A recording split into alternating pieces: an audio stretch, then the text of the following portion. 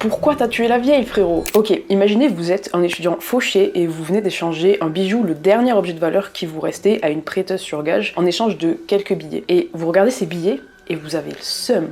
Vous avez le seum parce que vous savez qu'ils vont vous tenir quelques semaines encore et après, ça sera retour à la galère, retour à la case départ. Et vous pensez à la vieille qui va garder la mise et la revendre pour 4 fois plus cher, qui s'enrichit sur le dos de pauvres étudiants comme vous et de gens qui arrivent à peine à se nourrir. Alors il y a une seule phrase qui vous tourne en tête jusqu'à vous faire devenir fou. Ceci n'est pas juste. Alors vous prenez une hache, vous retournez dans sa maison, vous assassinez la vieille et vous en profitez pour prendre tous les objets de valeur qu'elle gardait. Tout ça, c'est l'histoire de Rodia, le héros de Crime et Châtiment, et la question qu'on va se poser pour la suite du roman, c'est pourquoi t'as tué la vieille, frérot? Et là vous me dites facile, première réponse, pragmatique, il veut revendre des bijoux pour enflouer les caisses et se sortir de la misère. Sauf qu'en vrai, il aurait pu s'organiser pour juste cambrioler la vieille, c'est quand même moins risqué. Et en plus de ça, il se trouve que Rodia, la veille avant de commettre son meurtre, il a reçu une lettre de sa famille qui lui annonçait que grâce à un mariage, ils allaient pouvoir financer ses études et se sortir de la misère. Donc, le meurtre n'était pas nécessaire. Deuxième réponse, c'est un geste politique, une sorte de revanche sociale pour protester contre un système injuste. Sauf que Rodia,